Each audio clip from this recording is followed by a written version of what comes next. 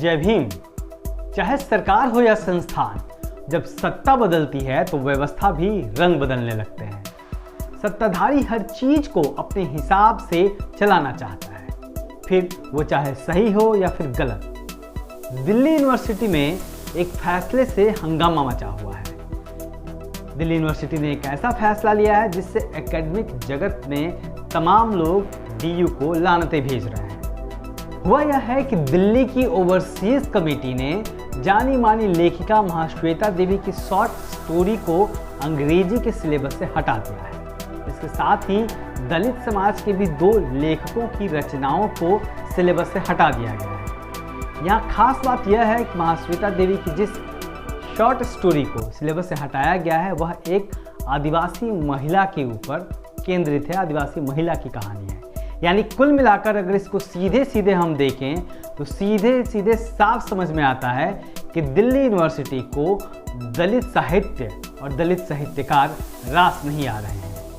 Overseas committee, जिसे short form में ओसी कहते हैं और हिंदी में निगरानी समिति कहते हैं, और उसका काम होता है कि वो पाठ्यक्रमों को देखें और तमाम अन्य चीज़ों को भी। उसने जिन 2 दलित लेखकों की रचनाओं को सिलेबस से हटाया है उनके नाम हैं बामा और सुखर थारिणी। तो 2 दलित लेखकों की रचनाओं को हटाकर एक सवर्ण लेखक की रचनाओं को शामिल किया गया है। जबकि महाश्वेता देवी के जिस सिलेबस को हटाया गया है, जैसा मैंने कहा कि उसका जो शॉर्ट स्टोरी है उसका नाम है द्रौपदी, और यह रचना जो है एक आदिवासी महिला के ऊपर केंद्रित है।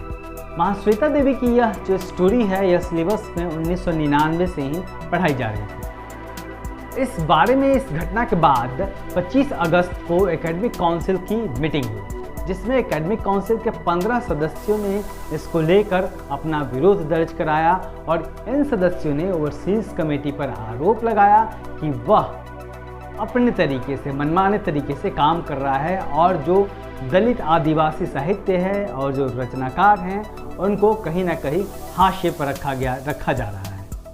एकेडमिक काउंसिल के सदस्यों का कहना है या कहें कि आरोप है कि जिन रचनाओं को हटाया गया है उसको हटाने की कोई बहुत जायज़ वजह नहीं बताई गई है। इसके साथ ही सदस्यों ने आरोप लगाया है कि ओवरसीज कमेटी यानी निगरानी समिति हमेशा से ही दलितों, आदिवासियों, महिलाओं और यौन अल्पसंख्यकों को लेकर एक पूर्वाग्रह की स्थिति में रहती है, एक भेदभाव करती हुई नजर आती है, और पाठ्यक्रम से ऐसी तमाम आवाज़ों को धीरे धीरे हटाया जा रहा है। दरअसल ओवरसीज कमेटी में कोई भी दलित या आदिवासी समुदाय का सदस्य नहीं है जो इस मुद्दे पर कुछ संवेदनशीलता ला सकते हैं या फिर अपनी बात उठा सकते हैं। तो इस वजह से भी कहा जा रहा है कि जो ओवरसीज कमेटी है वो मनमाने तरीके से काम कर रही है।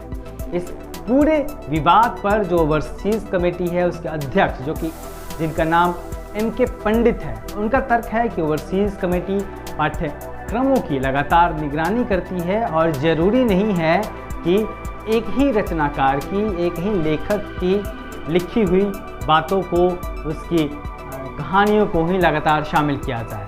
पीछे मैं आपको ले चलता हूँ। दिल्ली यूनिवर्सिटी के हिंदी विभाग में प्रोफेसर शिवराज सिंह बेचैन को विभाग का अध्यक्ष बनना था।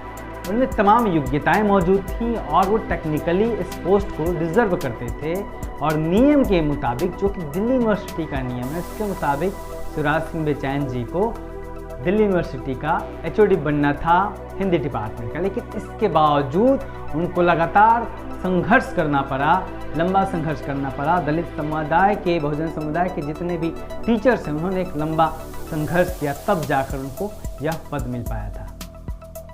यहाँ सवाल यह है कि आखिर दिल्ली यूनिवर्सिटी को दलित शोषित समाज के शिक्षकों से और उनके विषयों को उठाने वाले पाठ्यक्रम से दिक्कत क्या है। आप देखते रहिए दलित दस्तक और हमारे चैनल को सब्सक्राइब भी जरूर करिए। जय हिंद।